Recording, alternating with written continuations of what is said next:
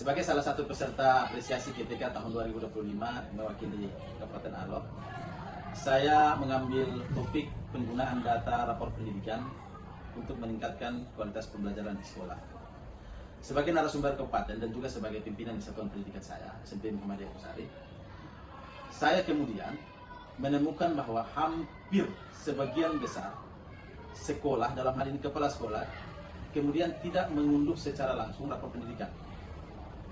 Akibatnya adalah data-data yang kemudian dijadikan program sekolah itu tidak merujuk kepada data prioritas rapor pendidikan. Akhirnya, ketika kita menyandingkan dengan data rapor pendidikan program sekolah, itu tidak sinkron dengan program sekolah yang merujuk pada peningkatan literasi dan numerasi di sekolah.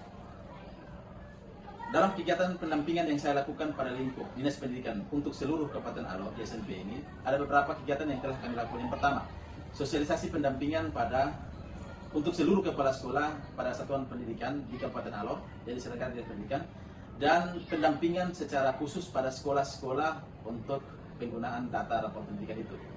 Hasilnya adalah sebagian besar sekolah kemudian lewat pantauan Markas Bos Dinas Pendidikan telah menggunakan data hasil rapor pendidikan untuk penyusunan program sekolah dan program kerja tahunan kepala sekolah.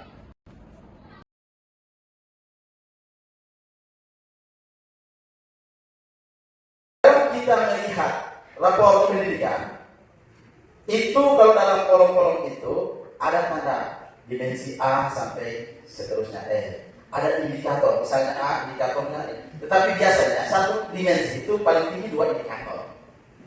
Paling tinggi 2 indikator. Kalau yang dulu sampai 4. Tetapi kemarin saya lihat paling tinggi 2 indikator. Nah, di situ ini teman-teman perlu ikuti. Misalnya dimensi A itu mutu dan relevansi hasil belajar peserta didik. Kalau mutu itu dia masuk pada kolom, jadi nanti dibuat 3. Dari 5 dimensi itu dibuat 3 pemetaan. Yang pertama input, yang kedua proses, dan yang ketiga output. Nah, untuk dimensi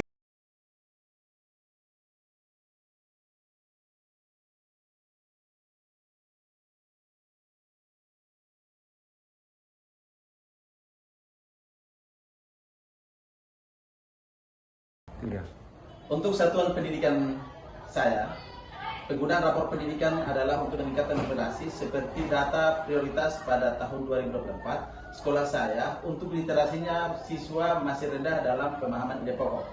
Apa yang kami lakukan dari informasi data itu? Yang kami lakukan adalah bagaimana kami menggunakan aplikasi-aplikasi pembelajaran seperti Kahoot, seperti Access Edu, seperti Quizzes, kemudian penggunaan barcode untuk memberikan informasi berupa ringkasan materi kepada anak-anak dengan catatan anak-anak bisa menggunakan itu belajar di rumah. Sedangkan untuk aplikasi pembelajaran memotivasi guru untuk menyediakan berbagai media pembelajaran, berbagai kreativitas untuk membangkitkan minat dan motivasi belajar anak supaya lebih betah dalam kegiatan pembelajaran di kelas. Dari data rapor pendidikan tentang iklim juga, kami kemudian menemukan bahwa ada beberapa hal yang perlu kami lakukan terkait dengan pembelajaran tidak harus di dalam kelas. Kami bisa melakukan pada lingkungan-lingkungan di luar kelas dengan catatan masih merujuk kepada tujuan pembelajaran yang sinkron dengan lingkungan belajar tersebut. Isi dengan itu tidak dapat poinnya. Memang saya sudah buat, tapi saya tidak masukkan sekarang di sini. Dan kalau sudah nanti saya berbagi dengan Pak Wan, itu dijelaskan. Nanti kaitan misalnya, karena 8 profil lulusan ini erat sekali kaitannya dengan analisa TP dari CP itu erat. Dan saya Tri Satya,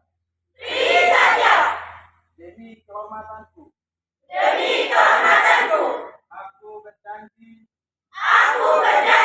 bersungguh-sungguh menjalankan kewajibanku terhadap Tuhan dan negara kesatuan Republik Indonesia dan mengamalkan Pancasila, menolong sesama hidup dan ikut serta membangun masyarakat, menepati dasar dharma, Majelis Pendidikan Dasar Menengah dan Pendidikan Non-Formal Muhammadiyah Daerah Alor, yang kami hormati Bapak Kepala SMP, hormati Kepala TK Abah Sawalama, yang kami hormati Kepala PAUD Siti Aisyah Nasyatul Aisyah, yang memang ada bayarnya. Nanti habis ini kita langsung ke aplikasinya, tetapi untuk penjelasannya dulu, mengapa teknologi AR atau augmented reality penting dalam dunia pendidikan. Ini untuk penelitiannya sendiri sudah mengatakan bahwa pembelajaran berbasis AR itu sendiri dapat meningkatkan minat siswa, bahwa pasti mempunyai alat peraga. Kerja kelompok kami. Ini adalah awal kehidupan, di mana pepohonan tetap subur dan hewan-hewan berkeliaran. Kedua adalah bagaimana memberitahu dan mengajarkan kepada guru-guru tentang cara membuat e-book atau buku elektronik dengan menggunakan aplikasi HTML5, Flip HTML5. Jadi besok itu materi adalah membuat video pembelajaran dan menganalisa bukti soal. Sudah ya? Mau dicoba ulang? Ulang? Atau sudah?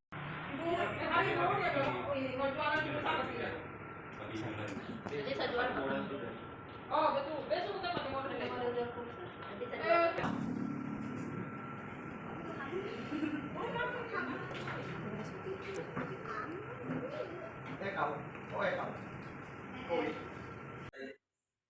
Tapi yang dimaksud dengan berbasis peserta didik adalah segala kegiatan pembelajaran guru, segala tugas yang diberikan itu utamakan yang dilaksanakan peserta didik, terutama yang di proyek, bukan guru yang melaksanakan.